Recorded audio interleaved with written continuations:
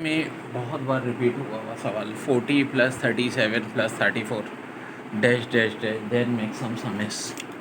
यार देखो, ये तो ए हो गया कॉमन डिफरेंस 40 - 37 या 37 - 40 37 - 40 हमेशा सेकंड टर्म माइनस फर्स्ट -3 हो गया। अब आपके पास भाई हमारे पास तो फार्मूला होता है एस एन का। क्या होता है? n/2 2a + n-1d। अब ये n कहाँ से आएगा यार? एक बात सुनो, मैंने एक बात बताई है कि last term minus first term divide by common difference, ये हमारे पास n आता है। तो फर्स्ट टर्म 40 है, लास्ट टर्म क्या होगी? 0 होगी ना भाई। मैक्सिमम समझाएंगे ना। आप बोलोगे सर 0 के बाद नेगेटिव में भी चलेगा, वो तो हमें नहीं लेना ना नेगेटिव, हमें क्या चाहिए? मैक्सिमम सम। जब ये सीरीज़ डिक्रीजिंग हो रही है तो इन्फिनिटी तक होगी, लेकिन हमें मैक्सिमम सम चाहिए। हम कहाँ पे आके रुक जाएंगे? 0 पे आके रुक जाएंगे। तो 0 - 40/3। आप बोलो 13 पॉइंट समथिंग, नहीं, रूल मेरा कहता है n 13 हो जाएगा। अब तो कुछ बचा ही नहीं इस सवाल में, एस एन चाहिए मुझे। तो भाई 13/2 2a 40 है, ठीक है ना, 42 ज़ा 80, 13 n 13 है, 13 - 1 12, d -3 है, 12 को -3 से मल्टीप्लाई कर दो -36, यहाँ से 13, यहाँ से 2, ये क्या आ रहा है 44, काटा 22, 22 को बस 13 से मल्टीप्लाई कर दो यार 286। कैलकुलेशन आपकी भी इतनी तेज़। ओके जी, बड़ा अच्छा क्वेश्चन है। 13 टर्म पूछ रहे हैं और नंबर है 9 13 17 21। तो ये टॉपिक है अर्थमेटिक प्रोग्रेशन। आखिर ये अर्थमेटिक प्रोग्रेशन होती क्या है? ये सवाल तो बड़ा सिंपल आया था फर्स्ट पेपर में। देखो, अर्थमेटिक प्रोग्रेशन उसको कहते हैं जिसमें ख़ास नंबर का फ़र्क हो, ठीक है।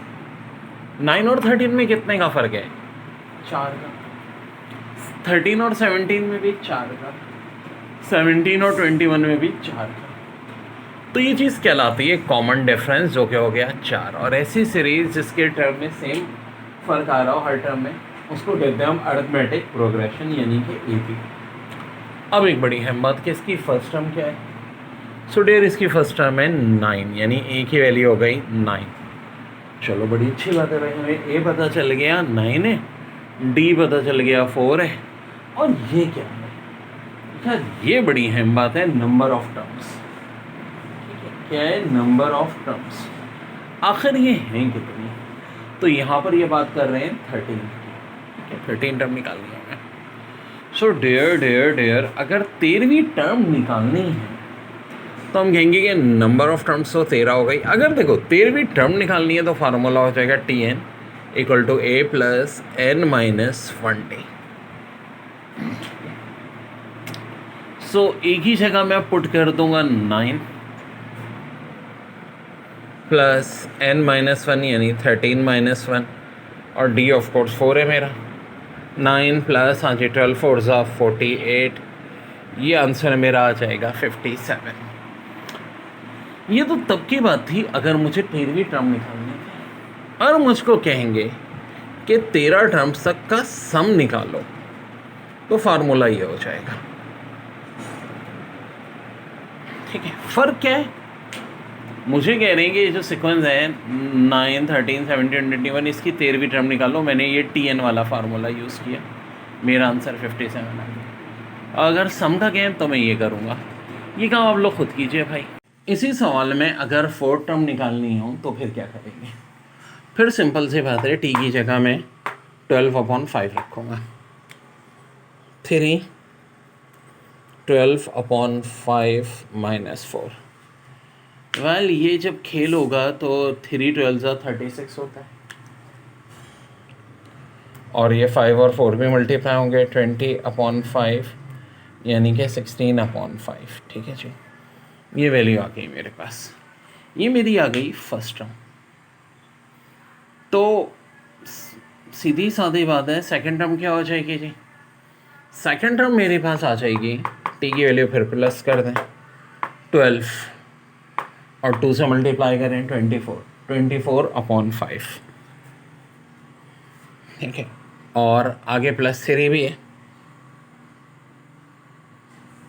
यानी कि 39/5। ये मेरी सेकेंड टर्म है, ये मेरी फर्स्ट टर्म है। सो मुझे कॉमन डिफरेंस आइए डी बड़े आराम से निकलेगा, second term minus first term. तो अपॉन में तो 5 ही है, 39 में से जब तुम 16 माइनस करोगे तो कॉमन डिफरेंस डी आ जाएगा 23/5। ठीक है जी। अब आपके लिए कोई मसला ही नहीं है, 4 टर्म हम सबको पता है बराबर होती है a + 3, ठीक है। सो वेल ए की वैल्यू 16/5 है, 3 डी हो गया 23/5। सो ऑफकोर्स ये मल्टीप्लाई हो गया 69 होगा, 16 प्लस करेंगे 85/5 जो कि ऑफकोर्स आंसर क्या आ जाएगा आपका 17। और जी ये रहा 7। देखिए कह रहे हैं if 3d - 4, 2d + 3 60 - 2 are in arithmetic progression, find 4 term. ये इसका मतलब क्या हुआ, ये पहली टर्म हो गई, ये दूसरी टर्म हो गई, ये तीसरी टर्म हो गई AP की, और कह रहे हैं 4 टर्म निकालना है। यार अर्थमेटिक प्रोग्रेशन में एक रूल होता है कि second term minus first term बराबर होती है third term minus second term. So इस बात को अगर हम जहन में रखें तो भी सेकंड टर्म तो ये हो गई 2t + 3, ठीक है। इसमें से जब मैं माइनस करूँगा फर्स्ट टर्म जो कि मेरी 3t - 4 है, तो डेयर मेरे पास आ जाएगा third term minus second term, यानी 60 - 2 में से माइनस कर दूँ सेकंड टर्म, यानी 2t + 3। ऐसा ही है। अब देखो जब खेल हम ये खेलेंगे 2t - 3t, ये हो जाएगा -t, और 3 में से -4 ये +7, 60 - 2t 40, -2 - 3 -5। वेल अब काफ़ी कुछ क्लियर कट हो गई है सिचुएशन। 2t में से मैंने 3t माइनस किया, -t बचा। 3 में से हाँ ये माइनस प्लस होना, तो 3 + 4 7।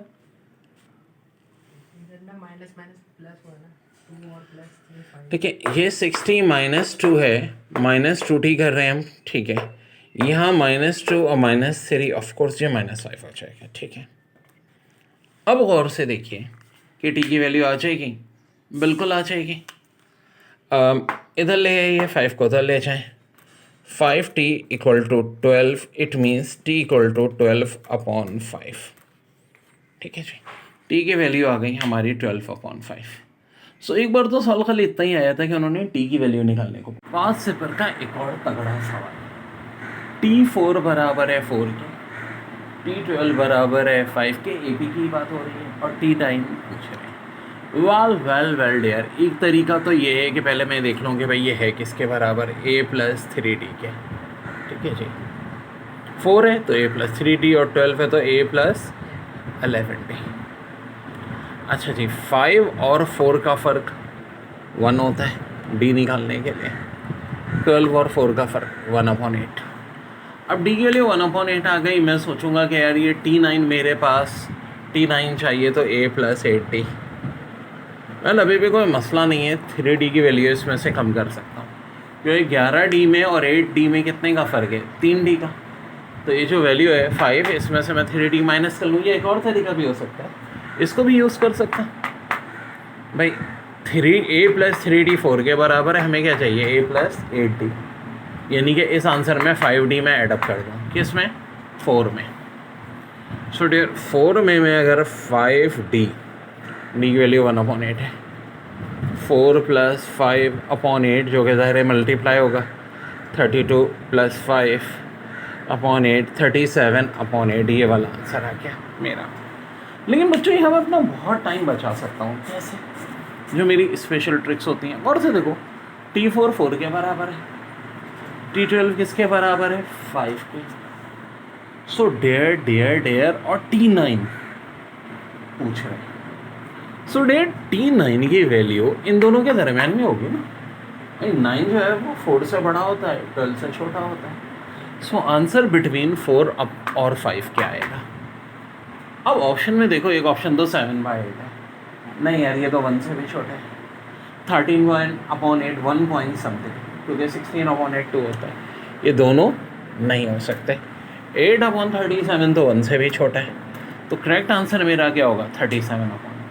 बात को समझो, T4 4 है, T12 5 है, तो आंसर जो है T9 ऑफ कोर्स बिटवीन 4 और 5 होगा। अब बिटवीन 4 और 5 एक ही वैल्यू है जो कि दिख रही है 4 पॉइंट समथिंग, क्योंकि 32 होता तो 4 होता, 40 होता तो 5 होता। तो इस तरह में हम फॉलो सिल्वर का एक और बड़ा तगड़ा सवाल कह रहे हैं D7 = 17, T10 = 42 और कह रहे हैं T17 तो निकालना भाई ज़रा। तो T7 का मतलब A + 6D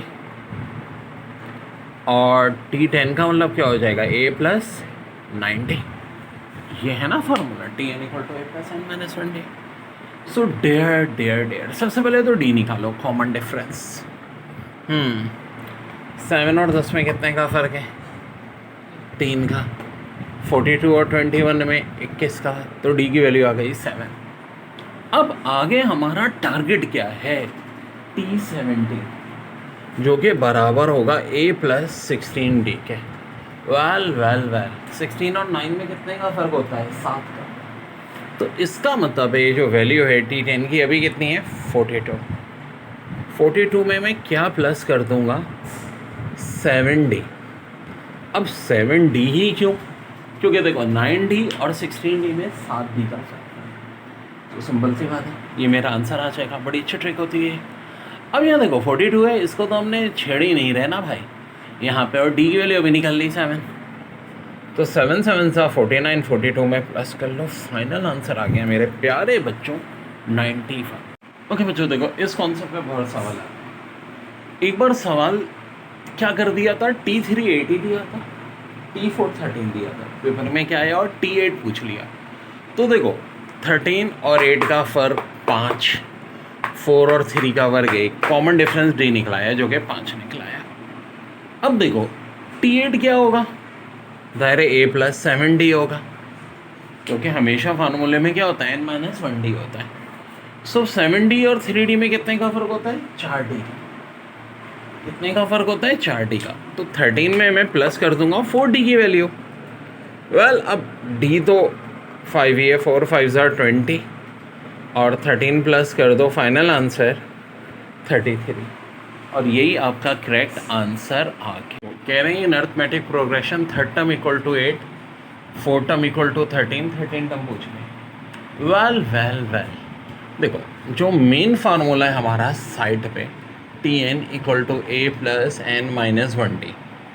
एक तरीका तो ये होता है कि इसी फार्मूले को यूज़ करके साइमल्टेनियस सॉल्व करके A और D की वैल्यू निकालें और फिर सॉल्व करें, ठीक है, बट वो काफ़ी लंबा होता है। हम सिंपल ये काम करेंगे कि T3 A + 2D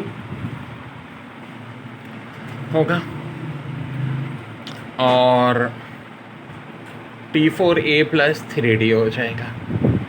देखो ट्रेडिशनल मेथड बहुत लंबा है, A की D की वैल्यू पुट करते हैं, फिर यहाँ TN फिर A और D निकालते हैं, फिर उनको साइमल्टेनियस सॉल्व। नो, सीधी साधी बात है। देखो A + 2D 8 आ गया, A + 3D 13 आ गया। दोनों में फ़र्क कितने का है? 1 D का।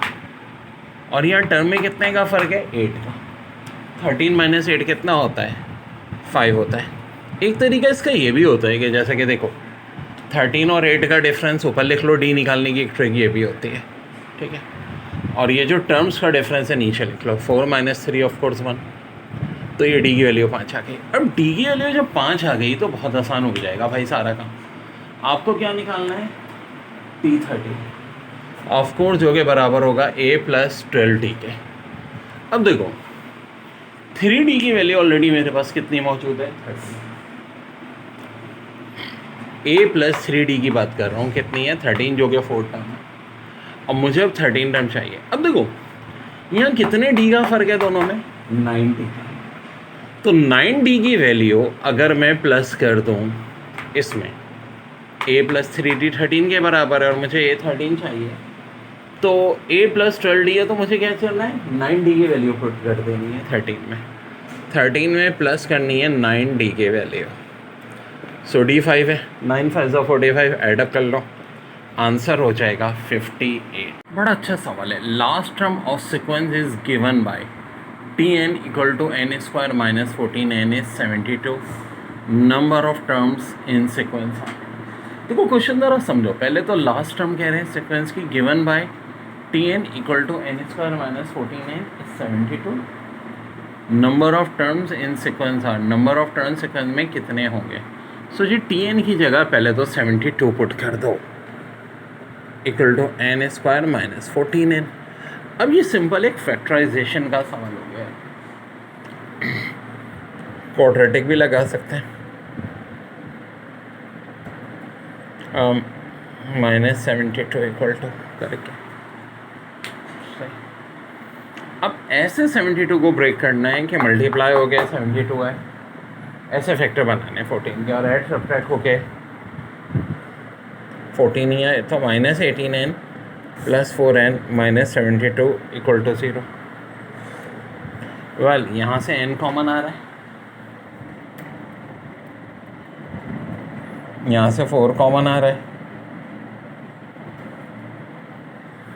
तो दो वैल्यूज आ जाएंगी n की 18 और माइनस 4। ऑफ कोर्स माइनस 4 तो नहीं होती, तो इसका मतलब आंसर क्या हो जाएगा n equal to 18 and this is your correct dear. अब देखो माइनस 3,3,9,15 से लेके अर्थमेटिक प्रोग्रेशन 81 तक चल रही है और फिर ये पूछ रहे हैं कि कौन सी टर्म 81 होगी। यानी कि वही सेम कहानी, Tn 81 दिया, n चाहिए, a कितना है भाई अब की दफ़ा -3, d कितने का फ़र्क चल रहा है, 6 का फ़र्क चल रहा है। सो डियर फार्मूले में पुट कर देंगे और सिंपल सी बात है n आ जाएगा यार। अब ये काम कर लेना चाहिए बच्चों देखो कह रहे हैं -4 -2 0 एंड सो करके nth टर्म आपसे पूछ रहे हैं। मतलब कह रहे हैं कि nth टर्म की वैल्यू जो है वो 26 है, तो n की वैल्यू क्या होगी। यानी इसी सीरीज़ में एक टर्म है जो 26 है, तो कौन सी टर्म है जो इस सीरीज़ की 26 के इक्वल होगी। सो क्या ये अर्थमेटिक प्रोग्रेशन है जी हाँ, 2 2 प्लस हो रहा है। सो कॉमन डिफरेंस तो हो गया 2, a की वैल्यू हो गई -4 और यहाँ में Tn गिवन है, ये फार्मूला होता है। और अब चाहिए क्या, n की वैल्यू चाहिए। सो जी Tn की जगह मैं 26 पुट कर दूंगा सीधा साधा, a की जगह -4 n -1। सो n मेरा है ही नहीं भाई, ये तो चाहिए मुझे।